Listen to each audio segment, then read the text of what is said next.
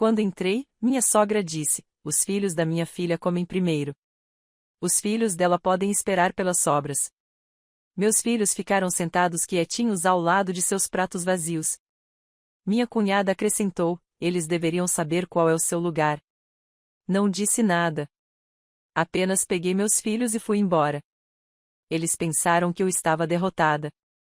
Minutos depois, a casa deles se encheu de gritos que eles jamais imaginariam. Fiquei paralisada na porta da casa dos meus sogros, observando minha filha de 9 anos encarar um prato vazio enquanto seus primos devoravam a terceira porção de lasanha. Foi então que ouvi a voz de Addison cortar a sala de jantar como uma lâmina. Os filhos da minha filha comem primeiro. Os filhos dela podem esperar pelas sobras. Minha sogra nem sequer levantou os olhos enquanto servia a Harper outra porção generosa. Peyton, minha cunhada, me viu parada ali e sorriu. Ela se inclinou na direção de onde Mia e Eva estavam sentados em banquetas no balcão da cozinha, com os pratos ainda vazios, e disse em voz alta o suficiente para todos ouvirem: eles deveriam saber qual é o lugar deles. Roger acenou com a cabeça da sua poltrona reclinável, com o garfo a meio caminho da boca. É melhor que aprendam isso desde cedo. Antes de prosseguirmos, quero agradecer por estarem aqui e compartilharem histórias sobre a proteção de nossas crianças. Se você acredita que as crianças merecem amor incondicional da família, considere se inscrever. É grátis e nos ajuda a alcançar mais pais que precisam ouvir isso. Agora, vamos ver como isso se desenrola. Eu não disse uma palavra. Simplesmente fui até meus filhos, ajudei-os a juntar suas coisas e saí daquela casa em completo silêncio. Eles pensaram que eu estava derrotado. Pensaram que eu havia aceitado a crueldade deles e que voltaria rastejando como sempre fazia. O que eles não sabiam era que, exatamente em 18 minutos, todo o seu mundo desmoronaria e os gritos começariam. Mas para entender por que aquele momento destruiu tudo, você precisa saber como eu me tornei o caixa eletrônico deles. Como passei de noiva do iate à conta bancária da família. Como 6 anos de generosidade me transformaram em alguém que eles achavam que podiam humilhar impunemente.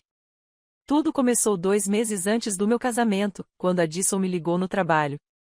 Sua voz tremia, demonstrando genuína angústia. O IPTU aumentou inesperadamente. Podemos ajudar só desta vez? $3.000. Ela prometeu me pagar em alguns meses.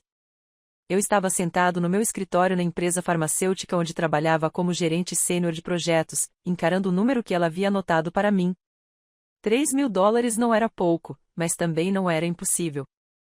Passei o cheque naquele mesmo dia. O iate ficou muito agradecido quando lhe contei. Ele me abraçou e disse que sua família tinha sorte de me ter, que nem todos seriam tão generosos com pessoas que mal conhecem. Eu não lhe disse que não estava sendo generosa. Estava desesperada.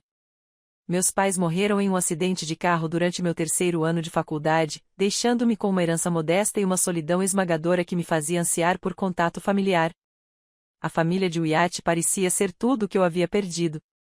A mãe dele fazia tortas caseiras. O pai contava histórias que faziam todos rirem. A irmã dele tinha 2 filhos que começaram a me chamar de tia Leia em poucas semanas. Quando Addison me abraçou e me chamou de a filha que ela sempre quis, algo dentro de mim se curou um pouquinho. Pensei que tinha encontrado meu lugar. Pensei que tinha encontrado meu lar. Eu não fazia ideia de que tinha acabado de fazer meu primeiro pagamento em um sistema que me deixaria sem um tostão. 3 meses após o casamento, Roger precisou de um procedimento médico. O seguro cobriu a maior parte, mas não tudo. Desta vez, foram $5.000.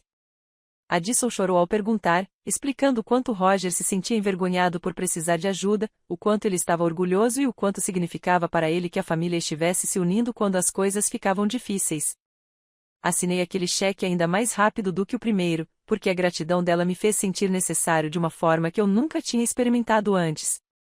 Foi aí que eu deveria ter percebido o padrão. Foi aí que eu deveria ter perguntado por que Peyton, a filha adulta de Roger, não estava contribuindo. Porque as economias dele não conseguiam cobrir um rombo de $5.000. Porque toda a crise familiar, de alguma forma, se tornava minha responsabilidade. Mas eu não fiz essas perguntas porque não queria ser difícil. Eu queria ser a boa nora, aquela que entende que família ajuda a família, aquela que pertence à família. minha carreira decolou depois da pós-graduação de maneiras que eu não esperava. Ser gerente sênior de projetos aos 31 anos era impressionante na minha área, e o salário refletia esse sucesso. Eu ganhava quase 3 vezes mais do que o Wyatt ganhava como professor de biologia no ensino médio. A família dele percebeu essa disparidade imediatamente, embora ninguém tenha dito isso abertamente a princípio.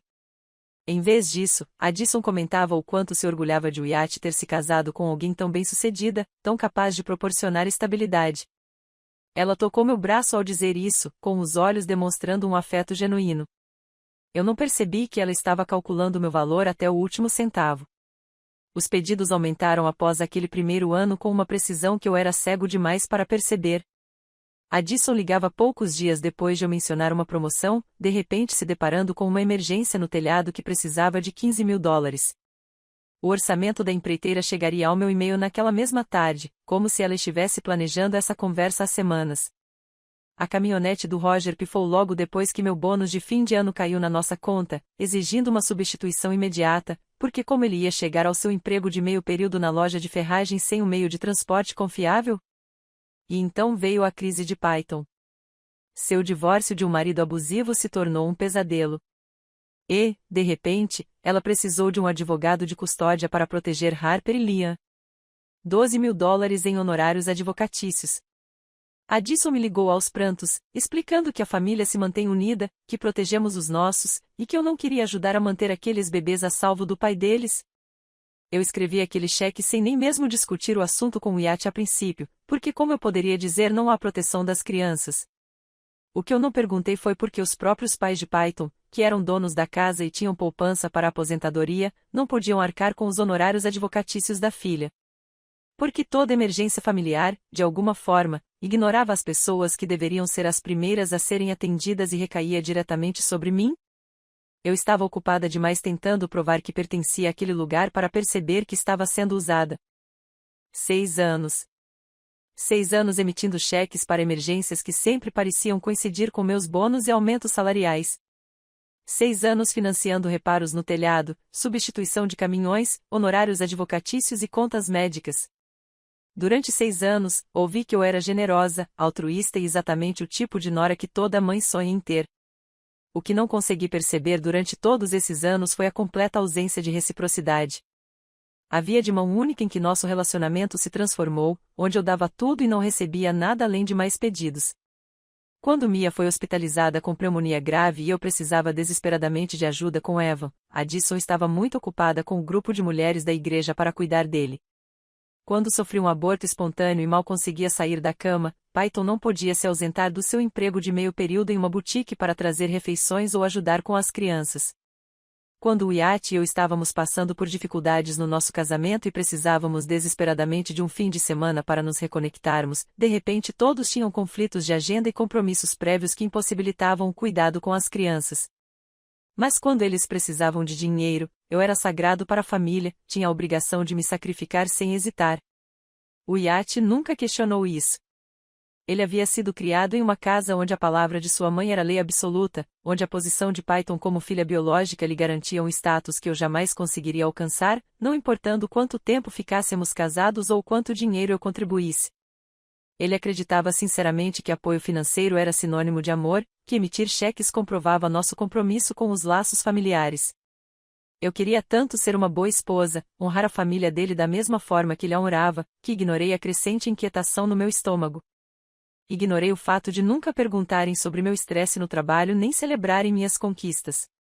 Ignorei os elogios incessantes que faziam a Peyton por conseguir conciliar o trabalho de meio período na boutique, enquanto desconsideravam minhas semanas de 60 horas como mero trabalho corporativo que qualquer um poderia fazer.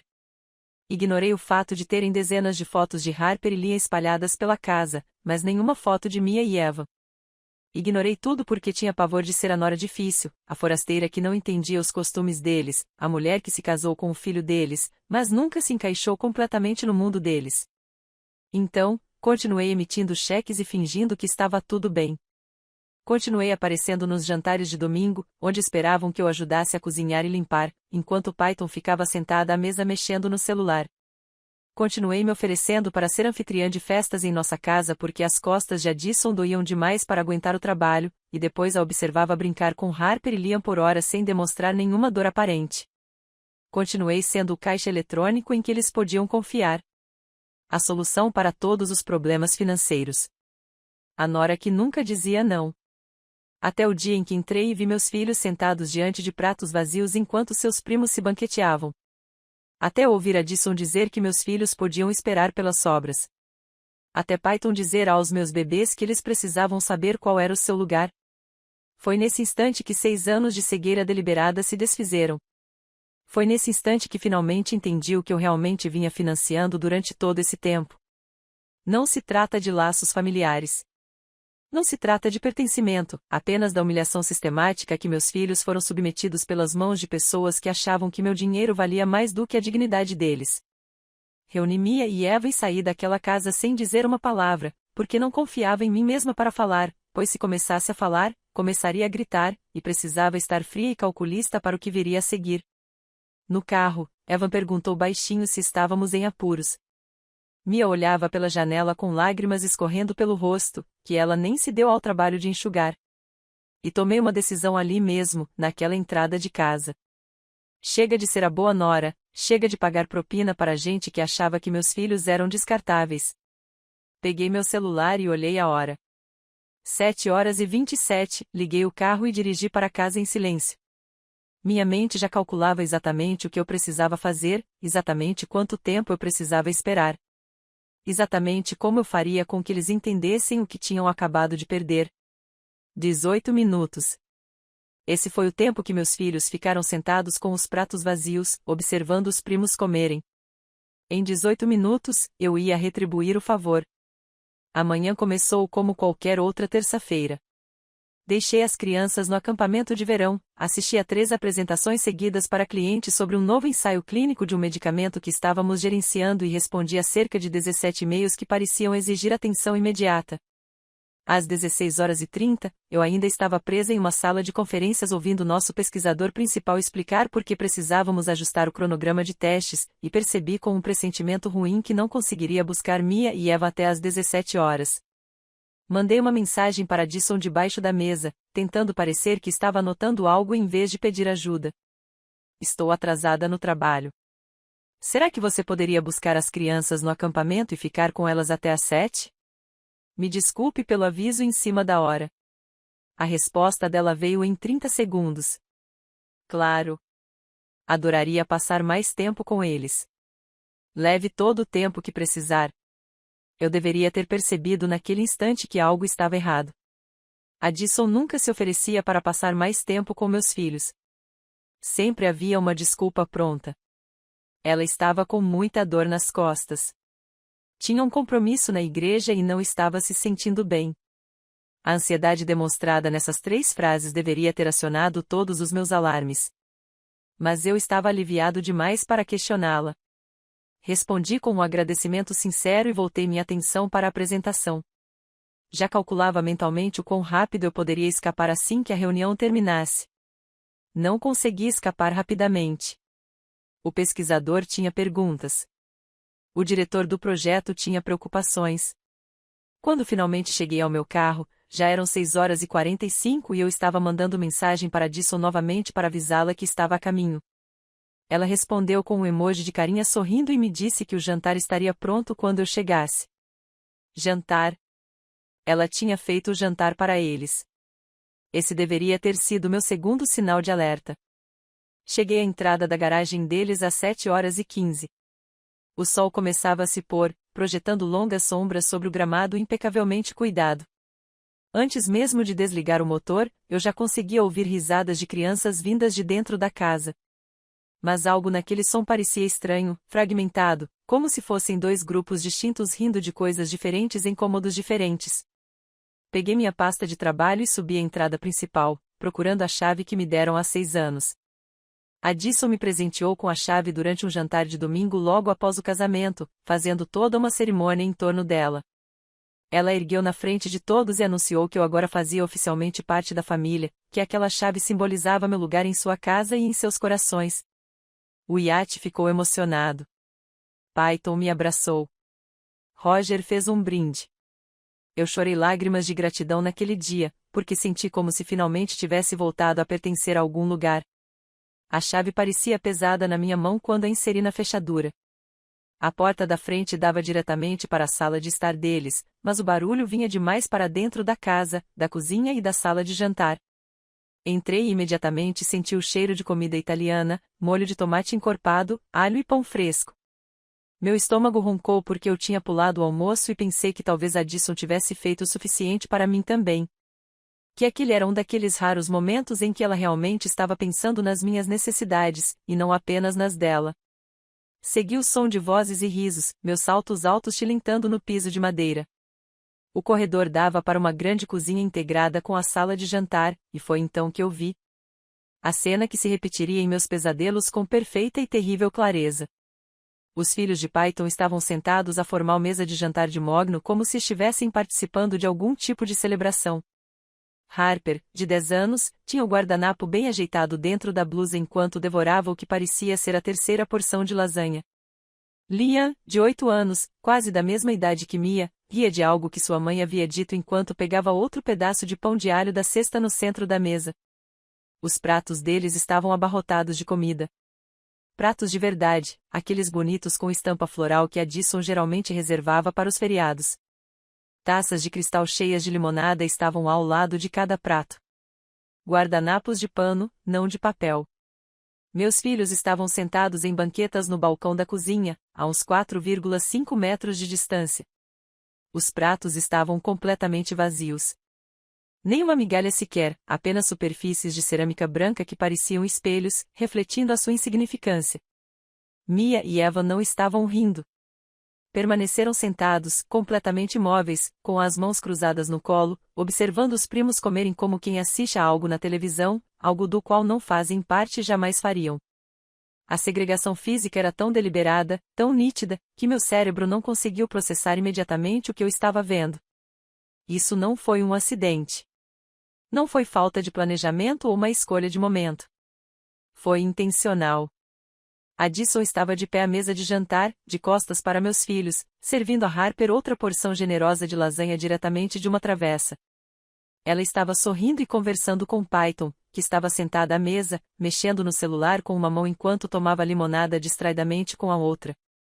Roger estava sentado em sua poltrona reclinável de costume na sala de estar ao lado, com seu prato equilibrado no colo enquanto assistia ao noticiário da noite. Ninguém ainda tinha me notado. Eu estava parada na porta, observando aquela cena doméstica se desenrolar como uma espécie de pesadelo do qual eu não conseguia acordar. Ah, Leia, que timing perfeito, disse Addison quando finalmente olhou para cima e me viu. Ela não parecia constrangida. Nem culpada. Parecia levemente satisfeita, como se eu tivesse chegado em um momento oportuno. Acabamos de jantar. Terminado. Como se meus filhos tivessem participado da refeição em vez de ficarem sentados assistindo outras pessoas comerem. Eu ainda não conseguia falar. Minha garganta se fechou com uma raiva tão fria que parecia gelo se espalhando pelo meu peito. Em vez disso, fui até onde Mia e Eva estavam sentados e me ajoelhei para ficar na altura dos olhos deles, forçando minha voz a soar calma e normal. Oi, meus amores, como foi o dia de vocês? Ótimo, disse Mia. Sua voz tinha aquele tom neutro e cauteloso que ela usava quando tentava não chatear ninguém, quando tentava não causar problemas. Aos 9 anos, minha filha já havia aprendido a se fazer de pequena, a minimizar suas necessidades e sentimentos para que os outros se sentissem confortáveis. Quando isso aconteceu? Quando eu permiti que isso acontecesse? Vocês se divertiram brincando juntos? Perguntei, olhando entre meus filhos e seus primos. Evan balançou a cabeça e agradeceu a Deus pela honestidade de Evan, pois ele ainda não havia aprendido a mentir para proteger os sentimentos dos outros. Eles jogam jogos diferentes, disse-lhe baixinho. Olhei ao redor da sala novamente, desta vez realmente enxergando a situação. O jeito como meus filhos se posicionaram na beira de tudo, empoleirados em banquetas de bar como se fossem visitantes em vez de família. O jeito como os filhos de Python se espalhavam confortavelmente pela sala de jantar, como se fossem donos do lugar. O jeito como ninguém naquela mesa parecia achar que havia algo de errado naquela cena. O que todos comeram no jantar? Perguntei, embora já soubesse que a resposta me destruiria. A vovó fez lasanha, anunciou Harper orgulhosamente da mesa de jantar. Está muito boa. Ela faz a melhor lasanha. Olhei para minha filha. E o que vocês duas comeram? Me hesitou, lançando um olhar para Addison antes de responder. Aquele olhar me disse tudo o que eu precisava saber sobre a dinâmica de poder nesta casa, sobre a que minha filha havia aprendido a se submeter. Não estávamos com tanta fome assim, disse ela finalmente. Mas eu conhecia a Mia. Sabia que ela sempre estava com fome depois do acampamento, sempre perguntando o que tinha para o jantar assim que eu a buscava. Sabia que ela nunca recusava a comida da avó, porque Addison fazia aquele tipo de comida reconfortante que minha filha adorava. Na verdade, não havia o suficiente para todos, interrompeu Addison com naturalidade, como se estivesse explicando algo perfeitamente razoável. Então, fiz sanduíches de queijo grelhado para eles mais cedo. Eles gostaram. Crianças não precisam de refeições completas todas as vezes que estão aqui. Levantei-me e fui até a bancada da cozinha, onde uma grande assadeira de vidro para lasanha continha pelo menos 6 porções generosas. Suficiente para alimentar meus filhos 2 vezes. Suficiente para deixar claro que a explicação de Addison era uma mentira. E ela nem se importou que eu pudesse ver a prova bem ali. Acho que vou preparar os pratos agora, eu disse, pegando a colher de servir. Leia, sinceramente, eles estão bem, disse Addison. E agora havia um tom de irritação em sua voz. As crianças não precisam de refeições completas todas as vezes que estão aqui. Elas já comeram. Mas Harper e Liam parecem precisar de refeições completas, observei em voz baixa, olhando para os pratos transbordando na mesa de jantar. Parece que eles precisam repetir 2, 3 vezes. O silêncio reinou no quarto, exceto pelo som da televisão ao fundo. Até mesmo a mastigação de Roger diminuiu ao perceber a tensão no ar. Os filhos da minha filha têm necessidades nutricionais diferentes, disse Addison, e a naturalidade com que ela demonstrava sua crueldade me deixou sem fôlego. Se não houver o suficiente para todos, os filhos dela podem esperar pelas sobras. É assim que funciona em famílias reconstituídas. Famílias mistas. Como se o problema fosse a estrutura familiar em vez de exclusão deliberada.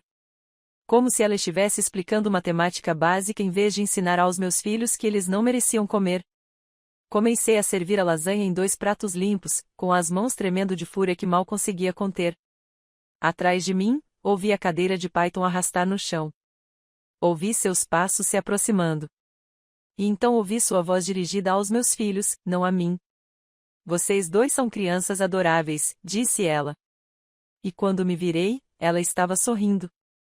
Mas vocês precisam saber qual é o lugar de vocês nesta família. Meus filhos vêm em primeiro lugar.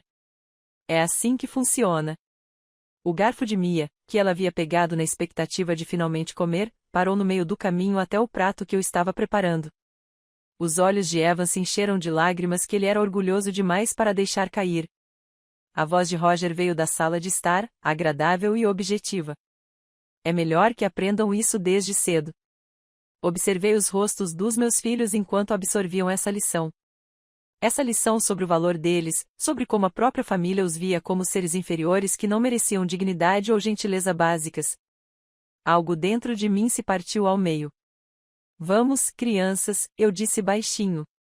Peguem suas coisas. Nós vamos embora. Leia, não faça drama, Addison gritou atrás de mim. Mas eu já estava ajudando Mia a descer do banco do bar.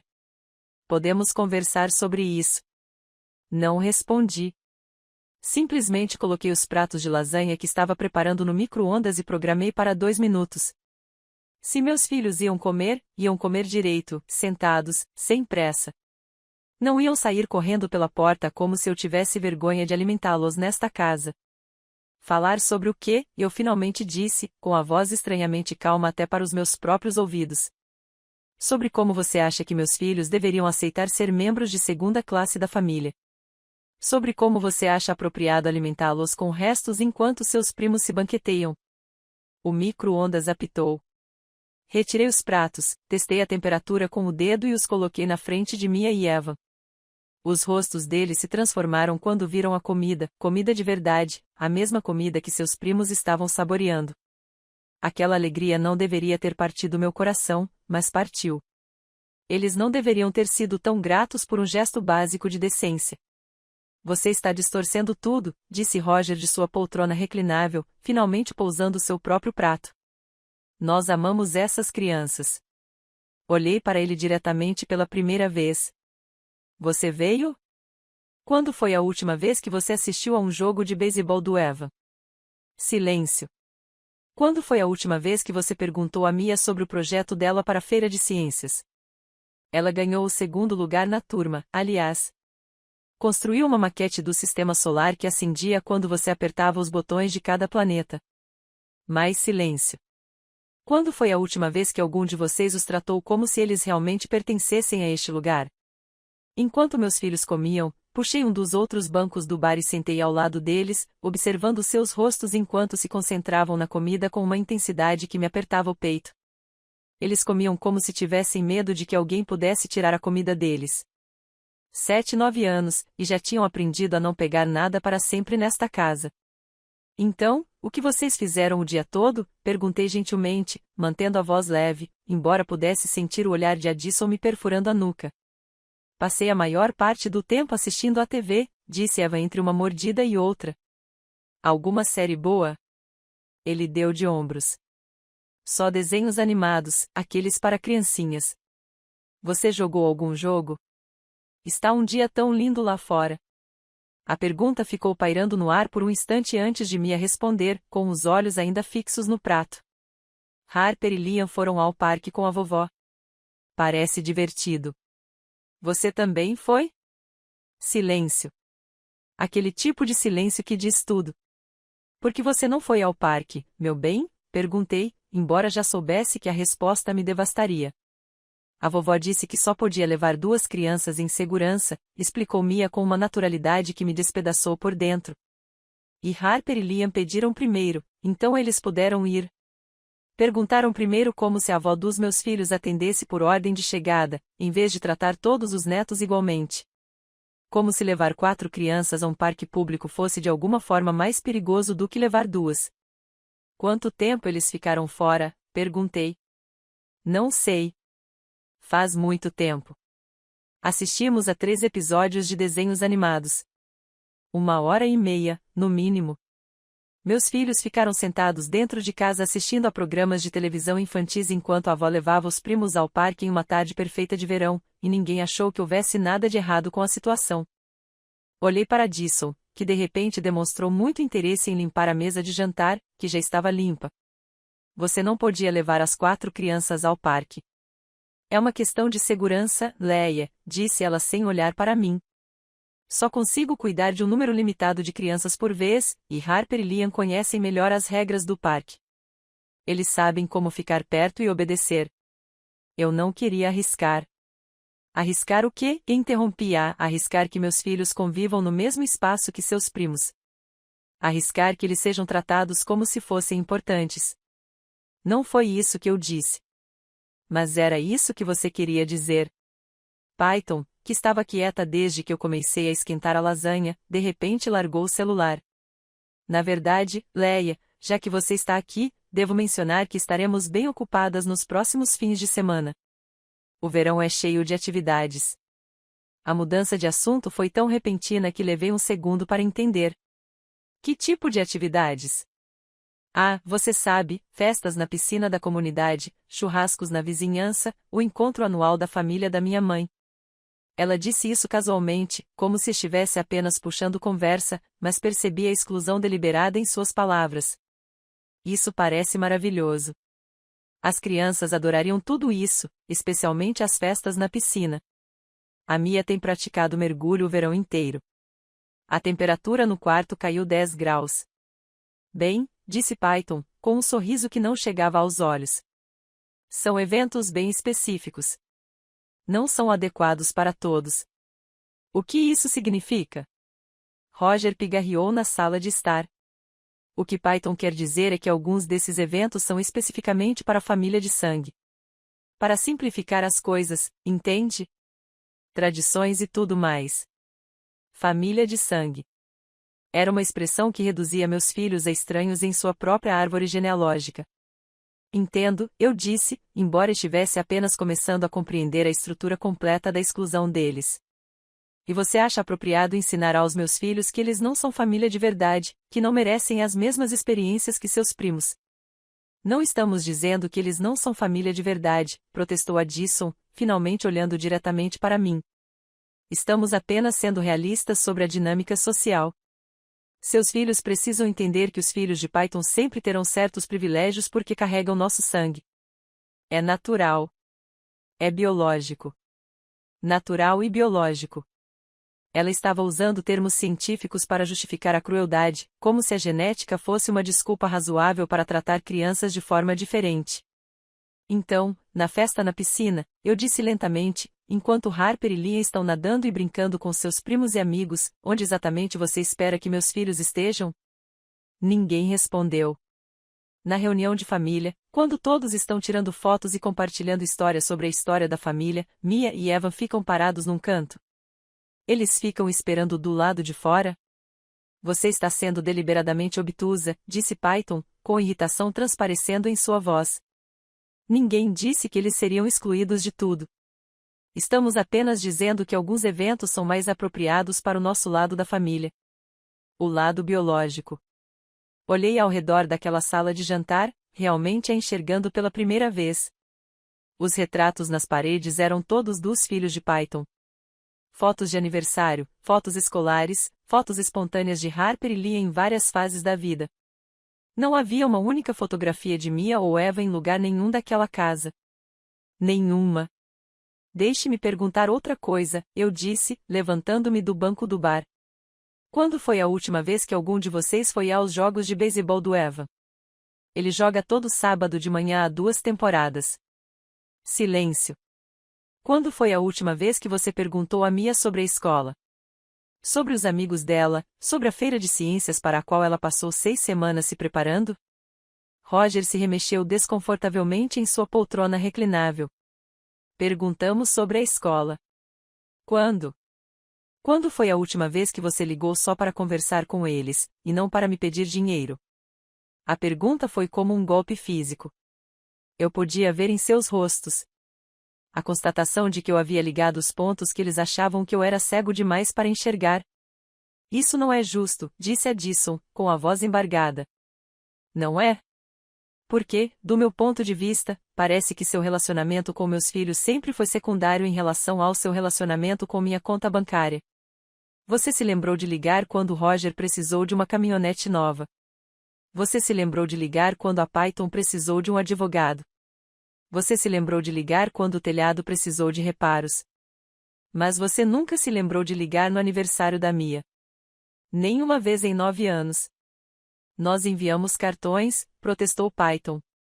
Você envia cartões que eu sei com certeza que sua mãe compra em grandes quantidades no supermercado, porque encontrei o recibo no balcão no Natal passado. Cartões de aniversário genéricos com $20 dentro. Os mesmos cartões que você envia para o seu cabeleireiro e para o carteiro. Mia parou de comer. Meus 2 filhos estavam olhando fixamente para seus pratos, absorvendo aquela conversa sobre o valor deles, aprendendo em tempo real o quão pouco significavam para as pessoas que deveriam amá-los incondicionalmente. Vamos, crianças, eu disse baixinho. Peguem suas coisas. Nós vamos embora. Leia, por favor. Addison começou a dar um passo em minha direção. Não vamos fazer isso na frente das crianças. Você deveria ter pensado nisso antes de fazer isso na frente das crianças, eu disse, antes de fazê-las assistir aos primos comerem enquanto elas passavam fome. Antes de ensiná-las que elas não merecem o mesmo esforço, o mesmo amor, a mesma decência básica que Harper e Lia. Ajudei Mia e Eva a juntarem suas mochilas e garrafas de água, executando os movimentos mecanicamente enquanto minha mente já pensava no que viria a seguir. No que tinha que vir a seguir. Na porta, virei-me uma última vez. Conversaremos em breve. Quando você estiver pronto para ser honesto sobre se realmente ama meus filhos ou apenas meu dinheiro. Olhei para Addison, que de repente demonstrou muito interesse em limpar a mesa de jantar, que já estava limpa. Você não podia levar as 4 crianças ao parque. É uma questão de segurança, Leia, disse ela sem olhar para mim. Só consigo cuidar de um número limitado de crianças por vez, e Harper e Liam conhecem melhor as regras do parque. Eles sabem como ficar perto e obedecer. Eu não queria arriscar. Arriscar o quê? Interrompi-a. Arriscar que meus filhos convivam no mesmo espaço que seus primos. Arriscar que eles sejam tratados como se fossem importantes. Não foi isso que eu disse. Mas era isso que você queria dizer.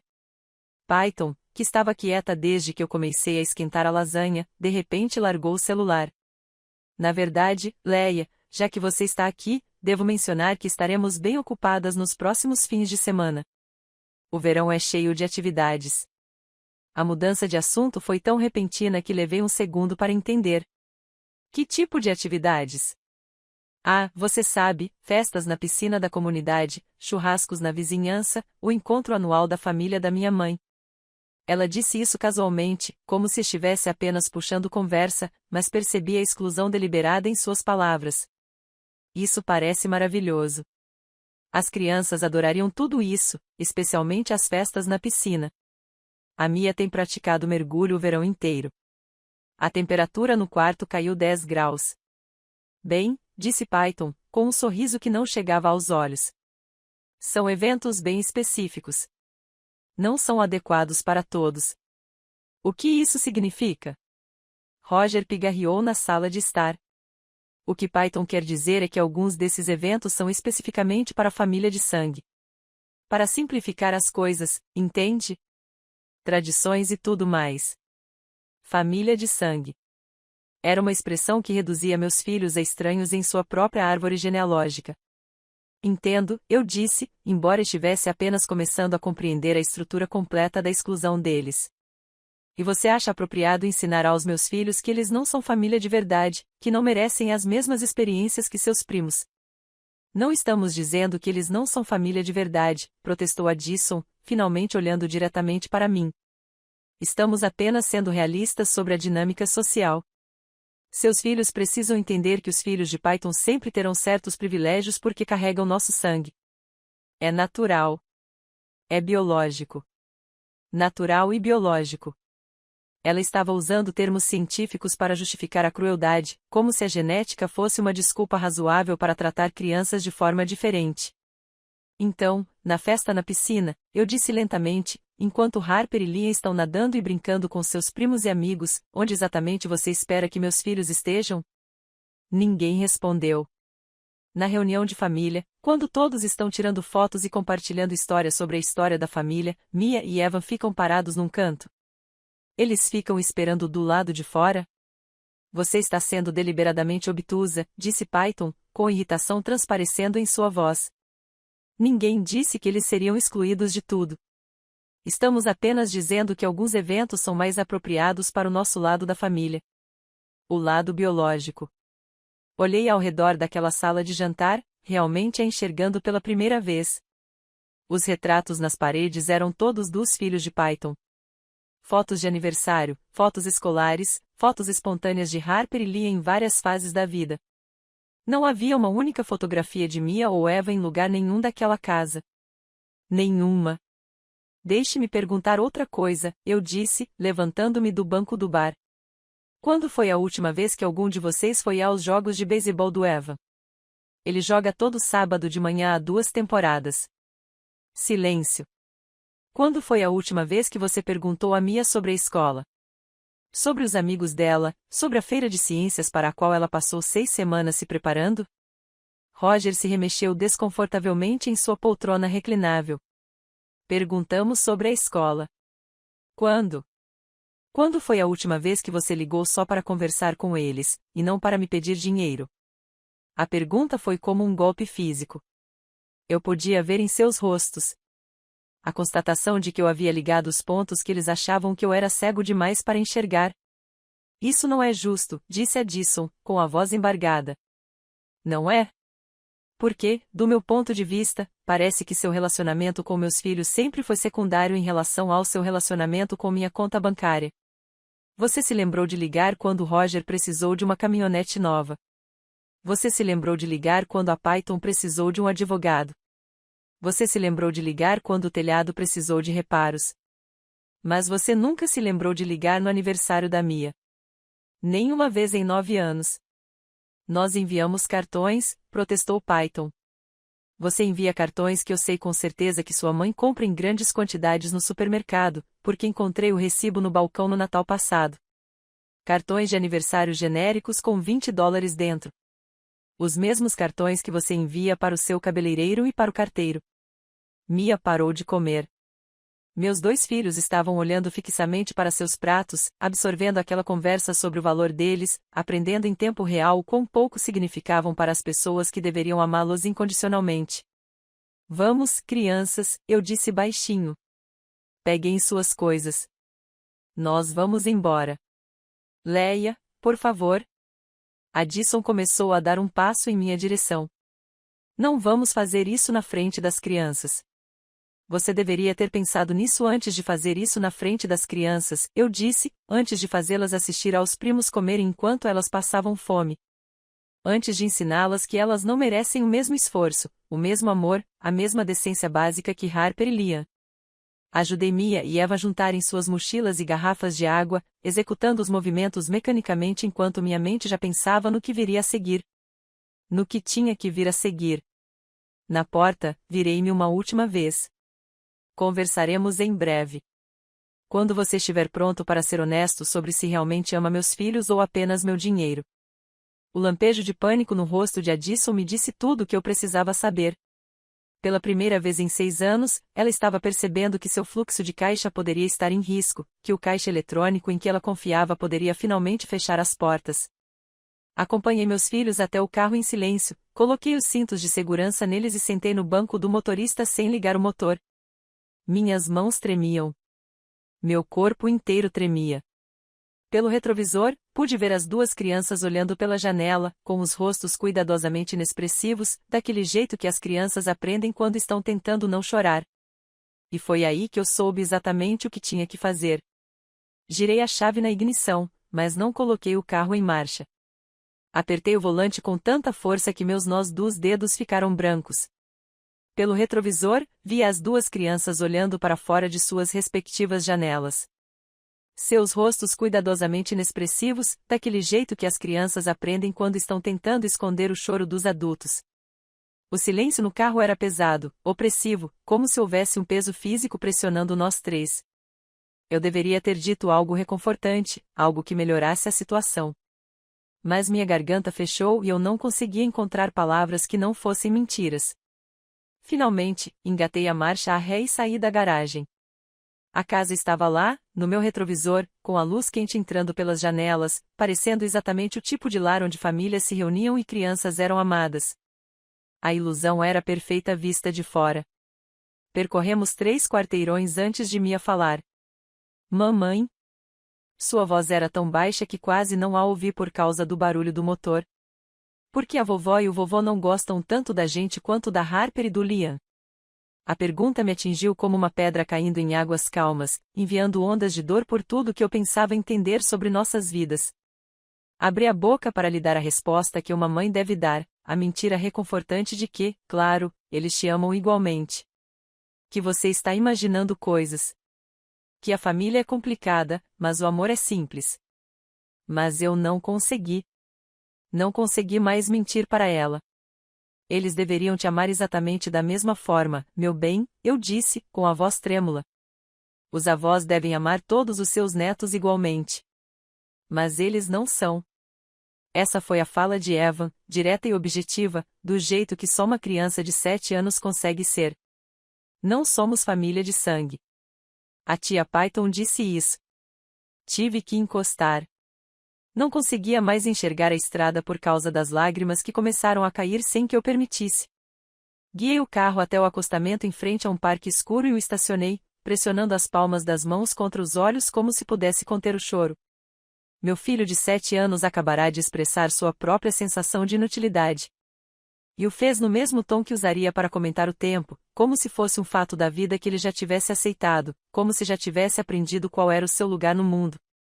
Escutem, eu disse, virando-me na cadeira para olhar diretamente para os 2. O que a tia Python disse é cruel e errado. Vocês são da família. Vocês são netos deles. E se eles não conseguem ver o quão especiais, valiosos e maravilhosos vocês são, a culpa é deles, não de vocês. Entenderam? Mia assentiu com a cabeça, mas seus olhos estavam cheios de dúvida. Eva apenas olhou para as próprias mãos. Há quanto tempo isso acontece? Perguntei, embora não tivesse certeza se queria saber a resposta. Há quanto tempo eles te tratam de forma diferente quando eu não estou por perto? As crianças trocaram um olhar. Essa é a comunicação entre irmãos que acontece sem palavras. Sempre, eu acho, disse Mia finalmente, mas pensamos que talvez estivéssemos sendo sensíveis demais, como se estivéssemos imaginando coisas. Sempre. A palavra ecoou na minha cabeça enquanto eu me virava e encarava o parque escuro através do para-brisa. Sempre significava que isso não era novidade. Sempre significava que todas as vezes que eu os deixava com a babá, em todos os jantares de domingo, em todas as reuniões de família, isso já acontecia e eu estava cega demais para perceber. Ou talvez eu estivesse com muito medo de ver, porque ver significaria escolher entre meus filhos e a família a qual eu havia trabalhado tanto para pertencer. Minha mente começou a percorrer 6 anos de memórias, reexaminando-as através dessa nova perspectiva. Na festa de aniversário de 6 anos da Mia, Addison e Roger deram presentes elaborados para Harper e Liam, carrinhos de controle remoto e bonecas American Girl, enquanto Mia ganhou um vale-presente de $20 da Target. Eu me convenci de que eles estavam com o orçamento apertado, que presentes feitos à mão eram mais significativos de qualquer forma. Que Mia não precisava de coisas materiais para saber que era amada. No Natal de 2 anos atrás, a sala de estar da Addison estava coberta de fotos emolduradas da Harper e do Liam em várias idades, retratos profissionais e fotos espontâneas, uma parede inteira dedicada aos filhos da Python. Quando perguntei onde estavam as fotos da Mia e do Evan, a Addison disse que estava esperando para imprimir umas melhores, que a iluminação das que eu tinha enviado não estava muito boa. Eu acreditei nela. Eu realmente acreditei nela. As férias na casa de praia para as quais não fomos convidados por causa do espaço limitado. Roger explicou que só cabiam confortavelmente uma família e, como Python tinha se divorciado recentemente e estava passando por dificuldades, ela precisava mais do espaço. Mas a casa de praia tinha 4 quartos. Eu tinha visto fotos. Havia espaço de sobra, eles simplesmente não nos queriam lá. Cada pequena crueldade estivera ali o tempo todo, construindo um alicerce de exclusão, tijolo por tijolo, enquanto eu estava ocupada demais preenchendo cheques para perceber a estrutura que estavam construindo ao redor dos meus filhos. Voltei para a estrada e continuei dirigindo para casa, com a mente ainda catalogando incidentes que eu havia descartado como mal-entendidos. Na apresentação de Natal, Addison e Roger estavam sentados na primeira fila torcendo por Harper, mas alegaram ter se enganado quanto ao horário da apresentação de Eva. A feira de ciências onde eles tinham prometido ir ver o projeto da Mia, mas nunca apareceram por causa de um imprevisto de última hora que não puderam evitar. Os jogos de beisebol, os concertos escolares, as cerimônias de premiação, todos aqueles momentos em que meus filhos procuravam seus avós na plateia e encontravam apenas assentos vazios. Quando chegamos em casa, pude ver o iate se movimentando na cozinha pela janela. Uma terça-feira à noite normal, preparando o jantar, provavelmente imaginando que todos nós chegaríamos com histórias sobre o nosso dia e que tudo estaria bem. As coisas não estavam bem. As crianças subiram direto para o andar de cima sem que ninguém pedisse, e eu sabia que elas queriam espaço para processar o que tinha acontecido sem a presença de adultos. Fiquei parada na entrada por um instante, tentando me recompor antes de encarar meu marido, mas minha expressão facial deve ter me entregado imediatamente. Ele afundou na cadeira em frente à minha mesa, com a cabeça entre as mãos. Por um instante, quase senti pena dele, ao vê-lo confrontar a realidade do que sua família vinha fazendo. Mas então me lembrei de Mia e Evan sentados naqueles bancos do bar com pratos vazios, e a compaixão evaporou. Eles são meus pais, disse-lhe finalmente, com a voz abafada pelas mãos. Eles me criaram. Eles se sacrificaram por mim. Eu não posso simplesmente abandoná-los. Não estou pedindo que você os abandone. Estou pedindo que você veja o que eles têm feito com nossos filhos, conosco. Eles têm usado você, o iate. Usado sua culpa e seu senso de obrigação para nos explorar ao máximo, enquanto tratam nossos filhos como se fossem menos que humanos. Isso não é justo. Sua mãe disse aos nossos filhos que eles deveriam se contentar com as sobras. Eu o interrompi, elevando a voz. Sua irmã disse a eles que precisam saber qual é o seu lugar. Seu pai concordou que eles deveriam aprender desde cedo a esperar menos do que seus primos. Enquanto nós pagávamos as hipotecas, os caminhões e os advogados deles, eles ensinavam aos nossos filhos que não merecem dignidade básica. Como apontar isso não é justo? Ouvi passos na escada e imediatamente abaixei a voz. A última coisa que eu precisava era que Mia ou Eva nos ouvissem discutindo sobre eles. Um instante depois, ouviu-se uma batida suave na porta do escritório. Mãe, disse Mia com uma voz fraca e incerta. Posso pegar um pouco de água? Claro, meu bem. Eu vou com você. Deixei o iate sentado no escritório encarando a planilha e subi com Mia. Ela encheu sua garrafa de água na pia da cozinha, demorando mais do que o necessário, e percebi que ela tinha descido porque nos ouviu discutindo e queria ter certeza de que eu estava bem. Com 9 anos e já tentando cuidar de mim. Você e o papai estão brigando por causa do que aconteceu na casa da vovó? Perguntou ela, sem olhar para mim. Eu poderia ter mentido. Provavelmente deveria ter mentido, mas estava tão cansada de mentir para proteger os sentimentos dos outros. Estamos tendo uma conversa difícil sobre isso. Sim. A culpa é nossa? A pergunta destruiu o que restava da minha compostura. Eu a abracei forte, apertando-a contra o meu peito. Não, querida. Nada disso é culpa sua. Absolutamente nada. Você e o Eva não fizeram nada de errado. Os adultos nessa situação tomaram decisões erradas e estamos tentando descobrir como consertar as coisas. Será que o papai também acha que estamos exagerando?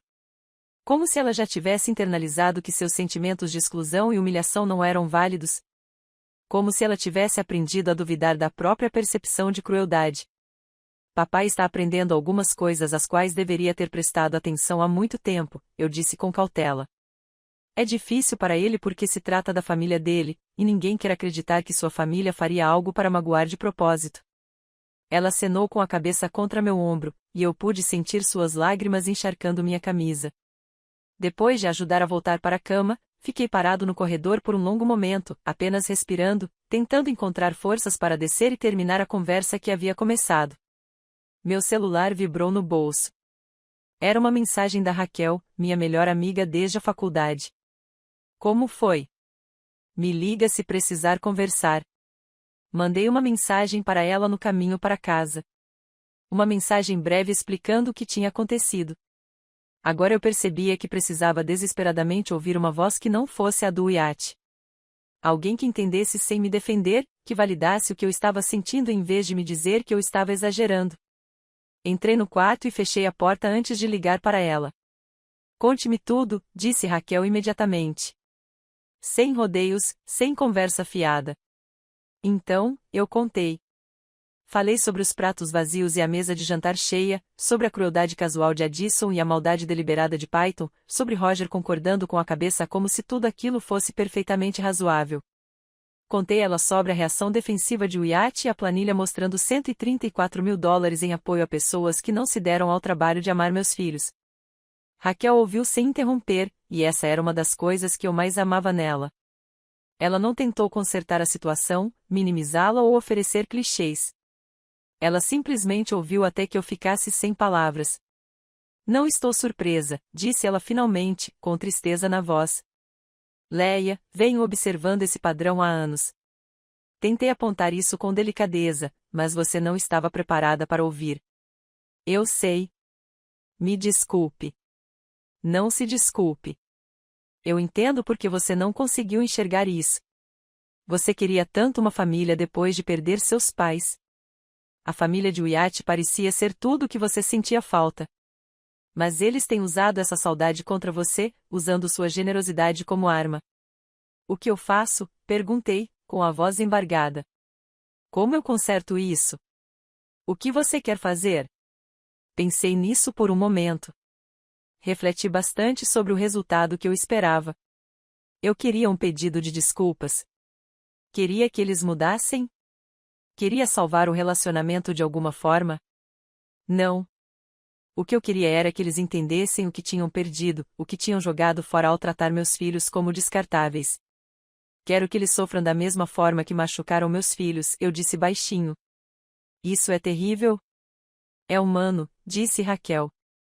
E, honestamente, pode ser necessário.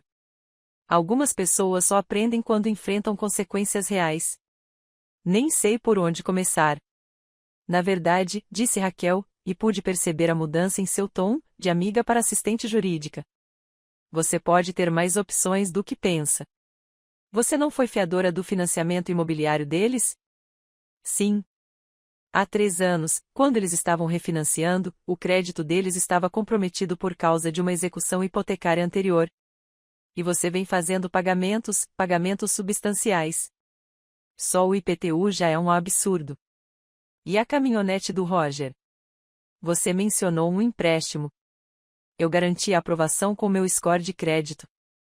Eles não conseguiriam ser aprovados sozinhos. Raquel ficou em silêncio por um momento e eu quase podia ouvir sua mente jurídica analisando as possibilidades.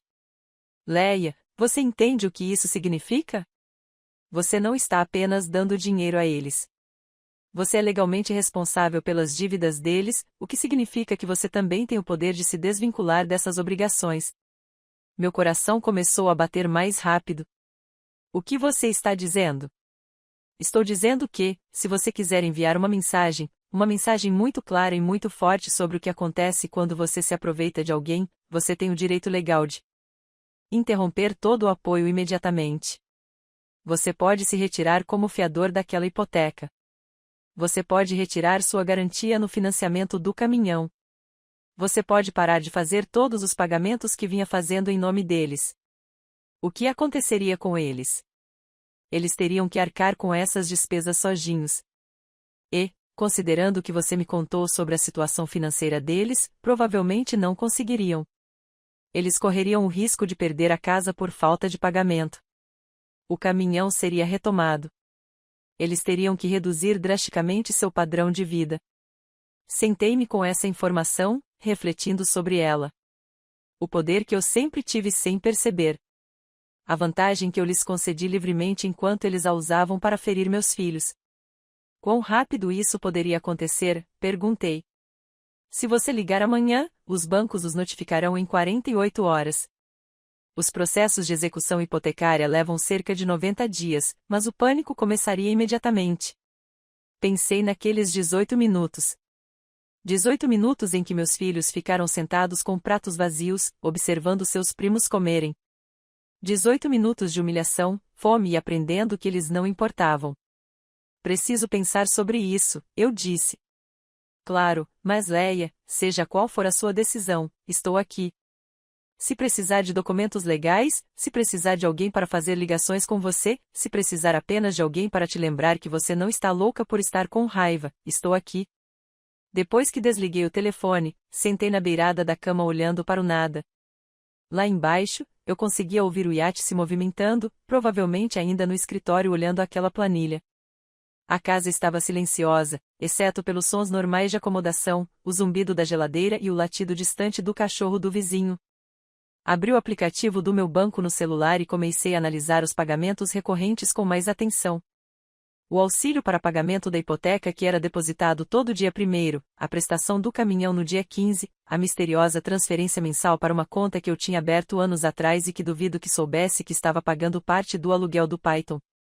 Eles construíram todo o seu estilo de vida confortável com base na minha renda.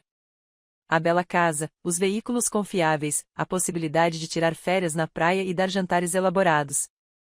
Tudo financiado pela nora que eles nunca se preocuparam em valorizar.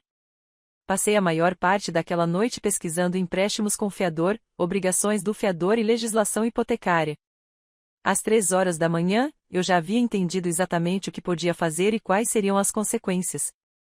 Às 4 da manhã, eu já tinha tomado minha decisão. Não consegui dormir naquela noite. Fiquei deitada na cama encarando o teto, ouvindo a respiração de Wyatt ao meu lado, repassando mentalmente diversos cenários e suas consequências.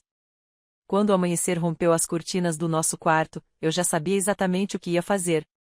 Wyatt saiu mais cedo para as aulas de verão, me dando um beijo na testa sem me olhar nos olhos. Não tínhamos resolvido nada da noite anterior. A planilha ainda estava aberta no meu laptop lá embaixo. US$ 134.000 em provas incriminatórias que nenhum de nós podia ignorar. Preparei as crianças para o acampamento com uma eficiência mecânica, arrumando lanches e protetor solar enquanto elas se moviam ao meu redor com uma quietude incomum. Elas sabiam que algo estava errado. Podiam sentir a tensão emanando de mim como o calor do asfalto. Mamãe, perguntou-me enquanto eu apertava o cinto de segurança dela. Vamos ver a vovó e o vovô de novo algum dia? A pergunta ficou presa na minha garganta como um objeto físico. Precisei respirar fundo antes de conseguir responder. Ainda não sei, querida. Precisamos de um tempo para resolver as coisas. Fizemos alguma coisa errada? Sua voz falhou na última palavra, e eu tive que me agarrar à porta do carro para não me desequilibrar. Não, você não fez nada de errado. Nada. Está me ouvindo? Ela sentiu com a cabeça, mas eu conseguia ver a dúvida em seus olhos. As crianças sempre se culpam. Está enraizado nelas de alguma forma. Essa crença de que a crueldade dos adultos deve ser culpa delas. Consegui percorrer 3 quarteirões de casa antes de ter que parar. As lágrimas vieram tão de repente que não conseguia mais enxergar a estrada. Apertei o volante com força e tentei respirar em meio aos soluços enquanto meus filhos permaneciam em silêncio no banco de trás, provavelmente aterrorizados ao verem a mãe desmoronar. Sinto muito, consegui dizer. Sinto muito que você tenha passado pelo que aconteceu ontem. Você merecia mais. Você merece muito mais do que foi tratado. Está tudo bem, mãe, disse Evan baixinho do banco de trás. Já estamos acostumados. Acostumado. Meu filho de 7 anos estava acostumado a ser tratado como menos que humano pela própria família. Como pude deixar isso acontecer? Como pude ser tão cego? Nós vamos ficar bem? Perguntou Eva, e algo em seu tom me fez olhar para ele pelo retrovisor. Sem a ajuda da vovó, quero dizer, nós vamos ficar bem? A pergunta revelou o quanto ele havia absorvido sobre a dinâmica da nossa família. Ele estava prestando atenção em coisas que eu achava que as crianças não percebiam. Os pedidos constantes de dinheiro, a maneira como reorganizávamos nossas vidas em função das necessidades dos avós dele, o entendimento tácito de que a vovó e o vovô precisavam do nosso apoio para sobreviver. Vamos ficar mais do que bem, eu disse a ele, enxugando as lágrimas e voltando para a estrada. Eu prometo. Depois de deixá-los no acampamento, sentei-me no estacionamento com o celular na mão. O número do meu contador já estava salvo. Bastava apertar o botão de chamada. Mas, uma vez que eu começasse isso, não haveria volta. Uma vez que eu desmantelasse a segurança financeira deles, estaríamos em guerra. Apertei o botão de chamada. Minha contadora, Margarete, atendeu no segundo toque. Eu a havia preparado ontem com um breve resumo do que eu precisava, então ela estava pronta. Quero seguir em frente, eu disse, com tudo que discutimos. Tem certeza disso, Leia? Assim que iniciarmos o processo, tudo vai acontecer rapidamente.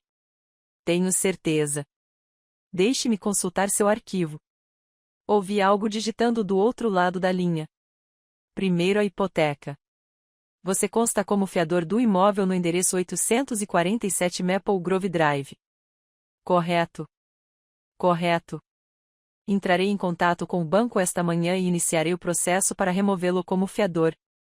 Eles precisarão refinanciar sem sua renda e crédito, o que, considerando o que você me contou sobre a situação financeira deles, provavelmente não conseguirão fazer. Eles terão 90 dias para refinanciar, encontrar outro fiador ou quitar a hipoteca integralmente. Se não conseguirem fazer nenhuma dessas coisas, o processo de execução hipotecária será iniciado. Com que rapidez eles serão notificados? O banco entrará em contato com eles dentro de 24 a 48 horas. Em seguida, liguei para minha advogada, uma mulher inteligente chamada Patrícia, com quem Raquel me apresentou. Ela já havia analisado a documentação que eu enviei referente ao empréstimo do caminhão e à situação do aluguel de Python. O financiamento do caminhão é simples, explicou Patrícia. Você o garantiu com seu crédito, mas pode retirar essa garantia mediante notificação por escrito. A concessionária entrará em contato com o mutuário principal, Roger, e exigirá que ele refinancie sem a sua garantia em até 30 dias, caso contrário, o veículo será retomado. E o aluguel do Python? É ainda mais simples. Você tem feito pagamentos complementares diretamente ao proprietário do imóvel dela. Pode interrompê-los imediatamente. Não é necessário nenhum processo legal. Basta parar de pagar. O proprietário irá notificá-la quando houver atraso no pagamento do aluguel? Com certeza. Provavelmente dentro de uma semana. Depois das ligações, fiquei sentada no meu carro observando outros pais deixarem seus filhos no acampamento. Pessoas normais, vivendo vidas normais, sem planejar vingança contra familiares que trataram seus filhos como lixo. Mas eu não ia me sentir culpada. Não dessa vez. Voltei para casa dirigindo e passei o dia trabalhando do meu escritório em casa, respondendo a e-mails e participando de videoconferências, enquanto minha mente estava em outro lugar completamente diferente. Eu ficava checando o horário obsessivamente, observando os minutos passarem. Durante minha noite em claro, tomei uma decisão: ia cronometrar tudo perfeitamente. 18 minutos. Esse foi o tempo que Mia e Eva ficaram sentados com os pratos vazios, observando seus primos comerem. 18 minutos de fome, humilhação e da constatação de que não importavam. Às 19h25 daquela noite, fiz a primeira ligação. O banco hipotecário já havia processado minha documentação. Tudo o que eu precisava fazer era confirmar verbalmente minha intenção de me retirar como fiador, e tudo se tornou oficial. A atendente ao telefone foi profissional e impessoal ao explicar que os mutuários principais seriam notificados por correio e telefone dentro de 24 horas. Segunda ligação, para a concessionária de caminhões. Mesmo processo, mesma eficiência. Roger receberia uma notificação de que precisaria refinanciar o empréstimo sem minha garantia em até 30 dias. Terceira ligação. Era o senhorio de Python, um homem chamado Frank, para quem eu vinha enviando cheques há mais de 2 anos. Estou ligando para informar que não farei mais pagamentos adicionais de aluguel para a unidade 3B. Isso entra em vigor imediatamente. Então a inquilina vai ficar com um saldo negativo no aluguel, disse Frank, com um tom de irritação. Ela não tem condições de pagar o valor total sozinha. Isso é entre você e ela. Minha obrigação termina hoje. Desliguei o telefone e olhei para o relógio. 7h27. 3 telefonemas em 2 minutos. Tudo resolvido. Agora era só esperar. O iate chegou em casa por volta das 19h30, ainda pisando em ovos perto de mim. Ele esquentou as sobras e comeu em silêncio enquanto eu ficava sentada à mesa da cozinha com o celular virado para baixo na minha frente. Você fez alguma coisa? Perguntou ele em voz baixa. Eu protegi nossos filhos. Leia, o que você fez? Antes que eu pudesse responder, meu telefone tocou. Verifiquei a hora. 7h43. Exatamente 18 minutos depois de ter feito as minhas chamadas, atendi no viva voz para que o iate pudesse ouvir. Leia, querida, tem alguma coisa errada com o pagamento da hipoteca. Sua voz estava trêmula, quase em pânico. O banco ligou e disse: você se removeu como fiadora. Isso não pode estar certo. Deve haver algum engano. Não há engano, Addison. Eu me retirei da sua hipoteca e suspendi todos os pagamentos. Você não pode fazer isso. Vamos perder a casa. Então, sugiro que vocês encontrem uma maneira de fazer os pagamentos por conta própria.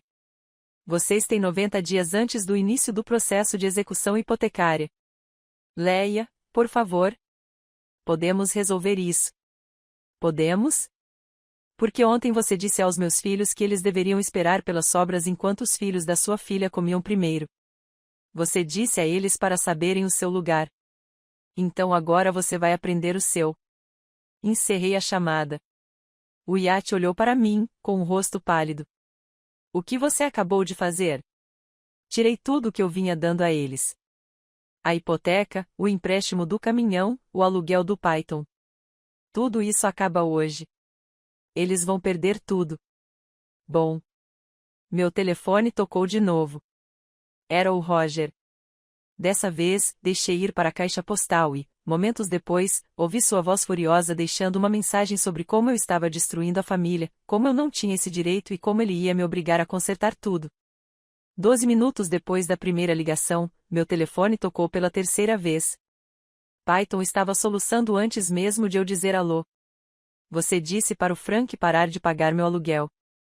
Leia, eu não consigo pagar o aluguel sem essa ajuda. Vou ser despejada. Então sugiro que você peça ajuda à sua mãe, eu disse calmamente. Ah, e espere. Ela está prestes a perder a casa porque eu parei de subsidiar o estilo de vida dela também. Você é vingativo. Tenha muito cuidado com o que você diz a seguir, Python, porque também avisei seu advogado de custódia que não vou mais arcar com seus honorários advocatícios. Acredito que você ainda deve a ele cerca de $8.000. Tenho certeza de que ele estará muito interessado em receber o pagamento imediatamente. A ligação caiu. 17 minutos após a primeira chamada. Olhei para o iate, que me encarava como se nunca tivesse me visto antes. Eu cronometrei, disse. 18 minutos. Exatamente o tempo que nossos filhos ficaram sentados com os pratos vazios, observando os primos comerem. Cada telefonema, cada momento de pânico que eles estão vivenciando agora, tudo corresponde ao que fizeram com Mia e Eva. Minuto a minuto. Leia, eles vão perder tudo o que têm.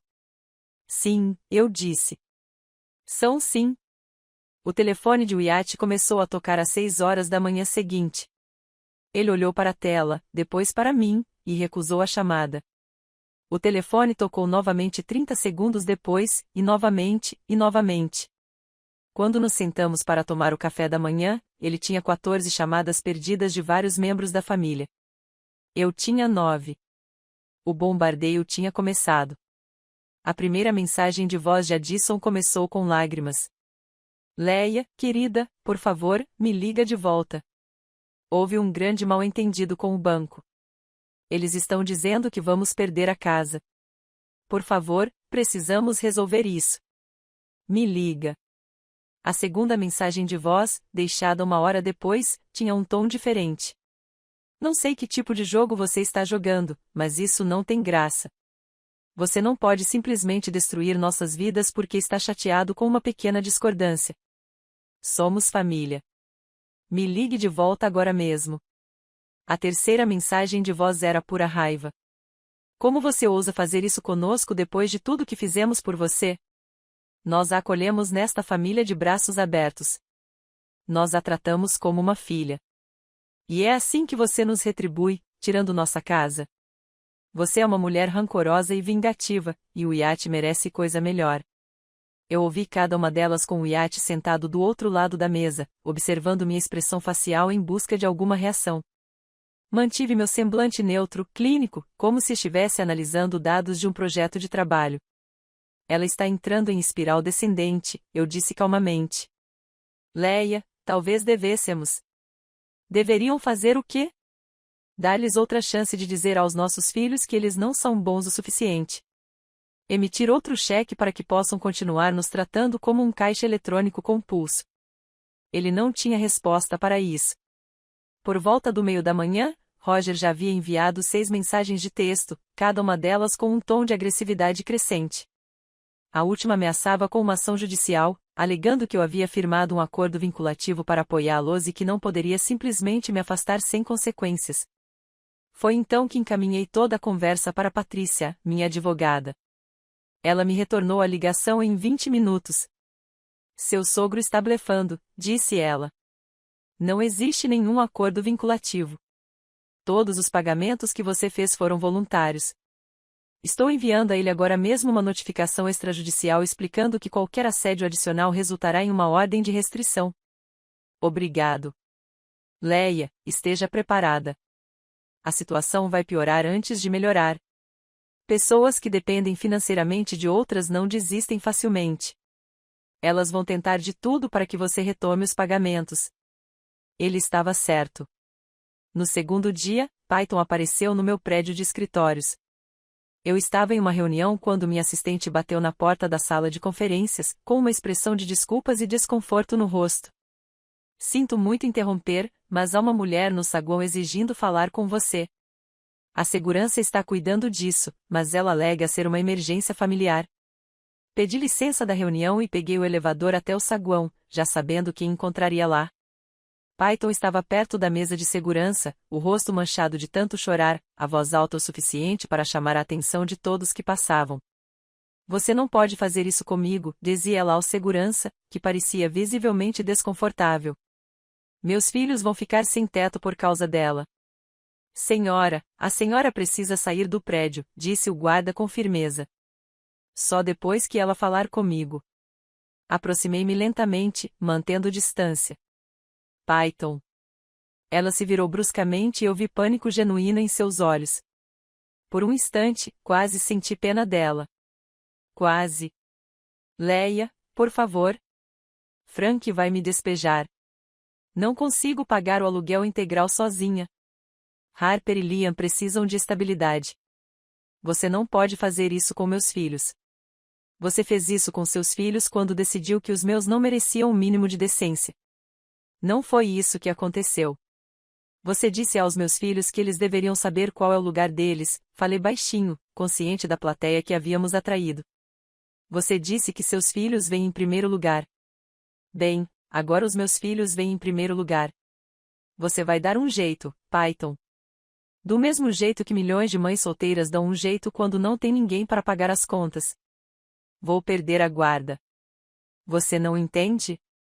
Se eu não puder oferecer moradia estável, o advogado do Jeremy vai usar isso contra mim. Você vai ajudá-lo a levar meus filhos. Aquilo me afetou de uma forma diferente da que eu esperava. Por um breve instante, hesitei, pensando em Harper e Liam, e em como nada disso era culpa deles. Mas então me lembrei de Mia e Evan sentados naqueles bancos do bar com pratos vazios, e a compaixão evaporou. Então talvez você devesse ter pensado nas consequências antes de tratar meus filhos como se fossem descartáveis. A segurança a escoltou para fora enquanto ela gritava que eu estava destruindo a vida dela. Voltei para o andar de cima, terminei a reunião e só consegui pensar no que tinha acontecido quando cheguei em casa à noite. O que eu não esperava era o telefonema da tia de Wyatt, Linda. Eu tinha encontrado Linda exatamente 3 vezes. Todas em grandes eventos familiares. Ela morava no Oregon e não era particularmente próxima de Addison ou Roger, mas era irmã de Roger e, aparentemente, tinha sido mais presente na vida deles do que eu imaginava. Leia, aqui é Linda Harper. Espero que não se importe com a minha ligação, mas preciso entender o que está acontecendo com Roger e Addison. O que eles te disseram? Perguntei com cautela. Addison me ligou ontem pedindo dinheiro. Ela disse que você cortou o apoio financeiro deles e que eles estavam prestes a perder tudo. Ela disse que você sempre foi controlador com o dinheiro, que usava isso contra eles e que agora os estava punindo por uma pequena discordância sobre os netos. As mentiras eram tão impressionantes que eu cheguei a rir. Foi isso mesmo que ela disse? Ela deu a entender que você vinha abusando financeiramente dela há anos. Disse que estava pedindo ajuda à família porque não sabia como sobreviver de outra forma. Ela vem me dizendo isso há uns 3 anos. Na verdade, eu vinha enviando dinheiro para eles todo mês porque achava que estavam sendo maltratados.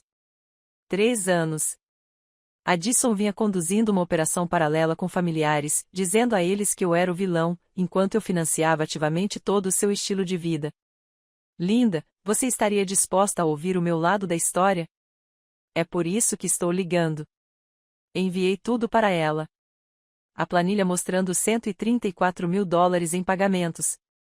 Extratos bancários comprovando que eu vinha pagando a hipoteca deles. O cronograma mostrando como cada pedido coincidia com meus bônus.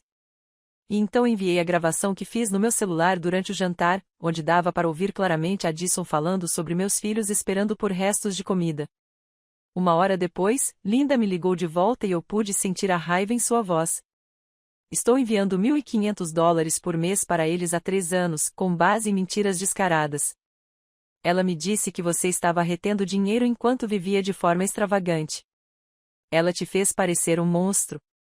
Sinto muito que ela tenha te colocado nessa situação. Não peça desculpas. Estou furiosa com ela, não com você. Acabei de ligar para o Roger e disse exatamente o que penso dele e da esposa dele. Não vou mandar mais um centavo.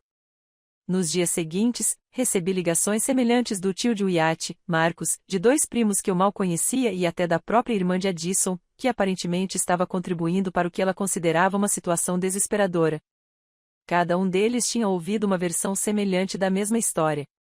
Eu era rica e controladora, recusando-me a ajudar enquanto os pais de Wyatt lutavam para sobreviver. A teia de mentiras era mais extensa do que eu imaginava, e vê-la se desfazer me dava uma satisfação fria da qual eu não me orgulhava totalmente, mas que não podia negar. Wyatt estava no meio de tudo isso. Seu telefone não parava de tocar. Sua mãe ligava, soluçando por ter perdido a casa. Seu pai deixava mensagens de voz me xingando com nomes que não vou repetir. Sua irmã mandava textos enormes por mensagem de texto dizendo que eu era vingativa e cruel, que eu estava destruindo deliberadamente a vida dela e a estabilidade dos filhos dela. Eu observei lutar com isso, dividido entre a lealdade que lhe fora ensinada e a crescente percepção de que eu estivera certa sobre sua família o tempo todo. Certa noite, cerca de uma semana depois de eu ter feito aquelas ligações, ele estava no quarto conversando com a mãe. Eu conseguia ouvir do corredor, onde tinha parado a caminho de ver como estavam as crianças. A voz dele estava rouca, exausta. Mãe, não posso continuar tendo essa conversa. Não, eu não vou fazê-la mudar de ideia porque você disse aos filhos dela que eles deveriam esperar pelas sobras. Você disse a eles que precisavam saber qual era o seu lugar. Houve uma longa pausa durante a qual pude ouvir a voz de Addison pelo telefone, aguda e defensiva. Não me importa se não era essa a sua intenção, continuou Wyatt, e ouvi algo falhar em sua voz. Foi isso que você disse. Foi isso que Mia e Evan ouviram. Você tem ideia do impacto que isso teve neles? Afastando-me da porta, não queria mais ouvir a conversa às escondidas, mas já tinha ouvido o suficiente. Algo estava finalmente mudando nele. Quando desceu as escadas 20 minutos depois, seus olhos estavam vermelhos. Eu disse a ela que precisava de espaço, disse ele. Não posso mais ficar no meio disso. Não posso continuar defendendo-os quando sei que o que fizeram foi errado. Foi a primeira vez, desde que tudo começou, que ele reconheceu o comportamento deles sem qualificá-lo, sem dar desculpas. Isso deve ter sido difícil. Foi sim. Mas sabe o que foi mais difícil? A Mia me perguntou mais cedo se a vovó estava brava porque paramos de dar dinheiro para ela. Meu coração disparou. Ela o quê? Ela me ouviu ao telefone. Ela juntou todas as peças. Leia entende que o amor da vovó e do vovô era condicionado ao nosso apoio financeiro. Que criança de 9 anos deveria ter que entender isso? Ele sentou-se pesadamente à mesa da cozinha, com a cabeça entre as mãos. Eu fui tão estúpido. Você tentou me dizer durante anos que algo estava errado, e eu continuei defendendo-os. Eu continuava dizendo que você estava entendendo errado, que você estava sendo sensível demais. E durante todo esse tempo, nossos filhos estavam observando e aprendendo que o amor é algo que se compra. Você não viu porque não quis, eu disse gentilmente. Eles são seus pais. Ninguém quer acreditar que sua família os trataria dessa maneira. Mas eles usaram. Eles nos usaram. Usaram você especificamente porque você perdeu seus pais e estava desesperado por família. Eles viram essa vulnerabilidade e a exploraram por 6 anos. E eu deixei. A confissão pairava entre nós, dolorosa e necessária. O que fazemos agora? Perguntou ele. Sentei-me à sua frente. Agora, nós protegemos nossos filhos. Ensinamos a eles que não precisam aceitar menos do que merecem de ninguém, incluindo membros da família que deveriam amá-los incondicionalmente. Ele assentiu lentamente. Mesmo que isso signifique que meus pais percam a casa. Principalmente se isso significar isso. Porque talvez perder tudo o que construíram às nossas custas lhes ensine algo sobre consequências e respeito. Pela primeira vez desde que esse pesadelo começou, Wyatt estendeu a mão por cima da mesa e segurou a minha. Me desculpe, disse ele. Eu deveria ter protegido você e as crianças anos atrás. Eu deveria ter percebido o que eles estavam fazendo. Agora você vê, eu disse. É isso que importa. Ficamos sentados à mesa da cozinha de mãos dadas por um longo tempo, sem dizer nada, apenas existindo no reconhecimento silencioso de que finalmente estávamos do mesmo lado. Foi o primeiro momento de paz que senti desde que entrei naquela sala de jantar e vi meus filhos com os pratos vazios. Os 3 meses seguintes transcorreram exatamente como meu advogado e meu contador haviam previsto. Addison e Roger não conseguiram refinanciar a hipoteca sem minha renda e meu histórico de crédito. A conta bancária deles não tinha fundos suficientes para arcar com as parcelas mensais. O processo de execução hipotecária começou pontualmente, de forma clínica e impessoal, puramente burocrática. Fiquei sabendo disso por meio de Wyatt, que ainda recebia notícias da mãe, embora tivesse parado de atender às ligações diárias dela. Eles encontraram um pequeno apartamento de 2 quartos do outro lado da cidade, em cima de uma lavanderia, em um bairro que antes haviam descrito como não sendo do seu agrado. Tiveram que vender a maior parte dos móveis só para cobrir os custos da mudança e o primeiro aluguel. A caminhonete do Roger foi retomada na 7ª semana. Ouvi dizer que ele tentou escondê-la na casa de um amigo, mas a empresa de recuperação de veículos tinha tecnologia de rastreamento. Agora, ele pegava o ônibus para o seu emprego de meio período na loja de ferragens, algo de que aparentemente reclamava amargamente para qualquer um que quisesse ouvir. Peyton encontrou uma colega de quarto por meio de um serviço online, uma estudante universitária que precisava de aluguel barato. Ela arrumou um segundo emprego como garçonete 3 noites por semana, além do seu horário na boutique. O Instagram dela, que eu tinha deixado de seguir, mas que ocasionalmente dava uma olhada por curiosidade mórbida, passou de fotos de estilo de vida cuidadosamente selecionadas para o nada completo. Esperei pela satisfação que veria. O prazer vingativo que imaginei sentir ao ver o estilo de vida confortável deles desmoronar. Mas ela nunca chegou. Não senti nada. Nem satisfação, nem culpa, nem arrependimento, apenas um vasto vazio onde antes existia minha relação com a família de Wyatt. O que eu não esperava era a carta. Ela chegou numa terça-feira à tarde, 4 meses depois das minhas ligações. Endereço escrito à mão, sem remetente, mas reconheci imediatamente a caligrafia cuidadosa de Addison. Segurei o livro por um longo tempo antes de abri-lo, sem ter certeza se queria ler qualquer justificativa ou acusação que lhe contivesse. A carta tinha 3 páginas, escrita em papel simples com linhas, não no papel de carta caro que ela costumava usar para cartões de agradecimento. Querida Leia, começava a mensagem, sem inquirida, sem amor, apenas meu nome. Já comecei esta carta 17 vezes. Cada vez que escrevia algo, amassava o papel porque não era honesto o suficiente, ou porque dava desculpas, ou porque tentava minimizar o que fizemos. Vou tentar mais uma vez, apenas para lhe contar a verdade. Você tinha razão em tudo. Tratamos seus filhos mal, priorizamos os filhos de Peyton em detrimento de Mia e Evan de maneiras cruéis e deliberadas. Fizemos com que se sentissem inferiores e fizemos isso conscientemente, dizendo a nós mesmos que tínhamos bons motivos, mas sabendo, no fundo, que não tínhamos. Eu dizia a mim mesma que era uma questão de sangue, de biologia, de manter as tradições familiares. Mas a verdade é mais simples e mais feia do que isso. Eu tinha inveja de você. Você teve a educação que eu nunca tive, a carreira que eu nunca busquei, a independência financeira que eu nunca conquistei. Você representava tudo aquilo de que eu havia desistido ou que nunca tive coragem de perseguir. E em vez de me orgulhar do meu filho por ter encontrado alguém tão realizada, eu fiquei ressentida com você por isso. Peyton foi minha segunda chance, minha segunda oportunidade.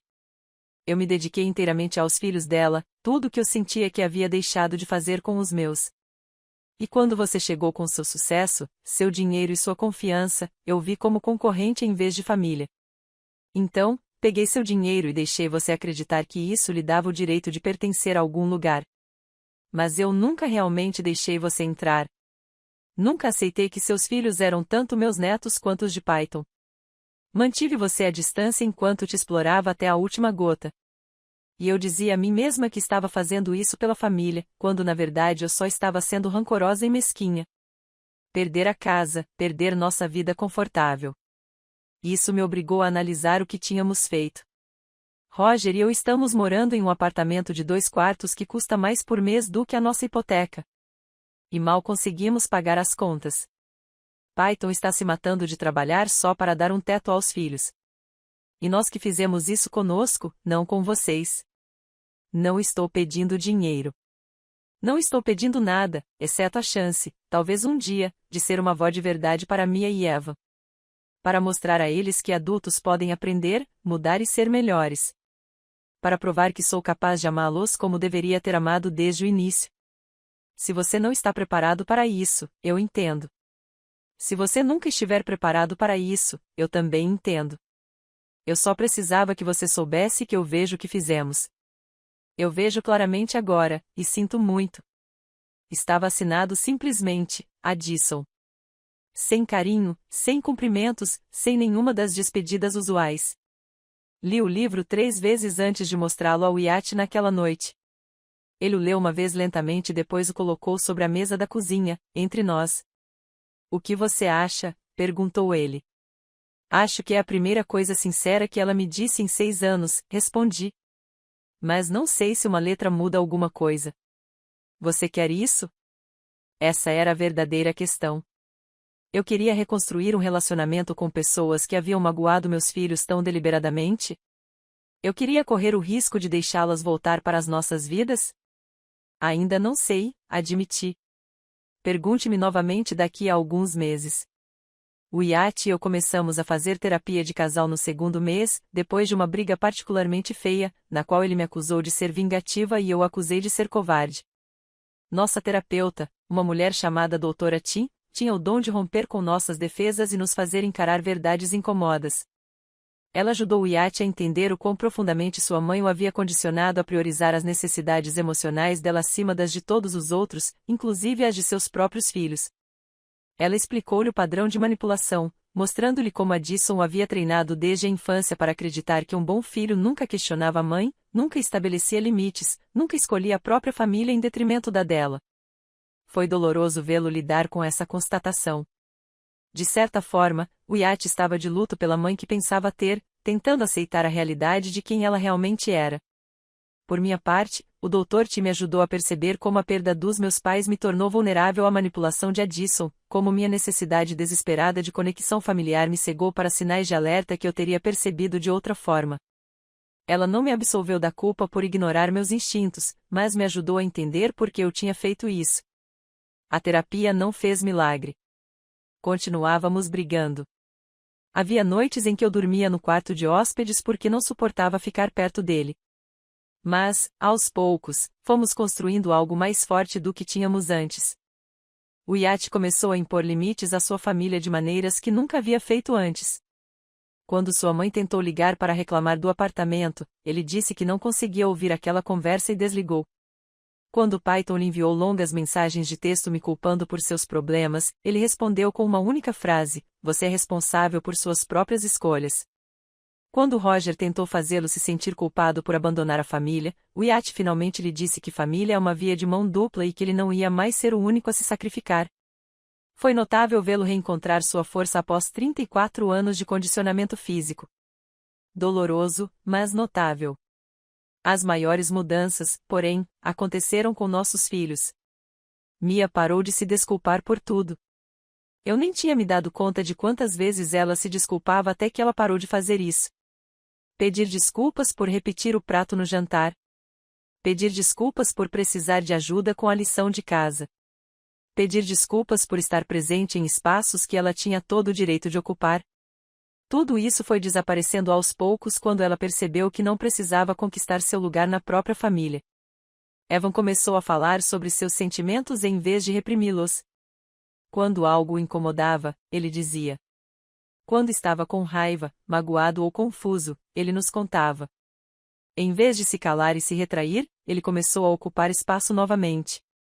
Começou a ser barulhento, bagunceiro e exatamente tão presente quanto um menino de 7 anos deveria ser. Eles pararam de perguntar sobre a vovó e o vovô por volta do 3º mês. Simplesmente pararam de mencioná-los completamente, como se tivessem decidido coletivamente que aquele capítulo estava encerrado. Quando finalmente mostrei a carta de Addison para elas, no 5º mês, perguntando se gostariam de ver os avós novamente algum dia, Mia pensou muito sobre isso. Talvez quando eu for mais velha, disse ela finalmente. Agora, acho que não estou pronta. Está tudo bem? Está tudo bem, querida. Você decide quando e se está pronta. Ninguém mais. E você, Evan? Perguntou o Wyatt. Evan deu de ombros. Não sei. Não sinto muita falta deles. Isso é ruim? Nem um pouco, assegurei-lhe. 6 meses depois de tudo ter desmoronado, jantamos juntos em família. Só nós quatro. Sem obrigações com parentes distantes. Sem apresentações para pessoas que não nos valorizavam de verdade. Apenas nós, existindo juntos no nosso próprio espaço. O iate fez massa. As crianças arrumaram a mesa. Eu acendi velas, mesmo não sendo uma ocasião especial, só porque me pareceu certo. Comemos, conversamos, rimos e, em algum momento, Evan começou a contar uma história absurda sobre algo que aconteceu no acampamento. Olhei ao redor da mesa e percebi que era assim que uma família deveria ser. Igualdade incondicional. Passei 6 anos tentando comprar meu lugar em grupos de pessoas que nunca me aceitariam de verdade. Eu havia financiado um estilo de vida confortável para pessoas que tratavam meus filhos como descartáveis.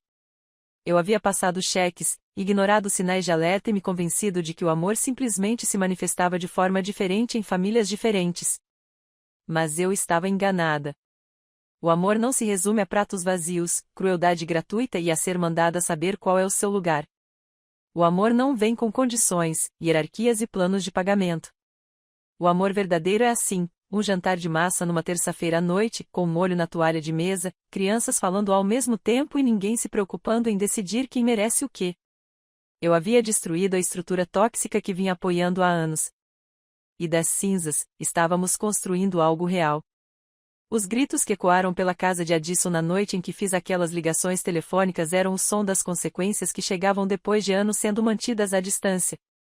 Eu os entreguei com precisão e propósito, calculando a devastação para que correspondesse à crueldade que meus filhos haviam sofrido. Eu jamais me arrependeria. Nem por um segundo sequer. Porque meus filhos mereciam uma mãe que os protegesse mesmo que isso significasse entrar em guerra com a família a qual eu tanto me esforcei para me integrar. Eles mereciam aprender que não precisavam aceitar menos do que valiam. Que ter limites era saudável, que o amor verdadeiro nunca exigia que se diminuíssem.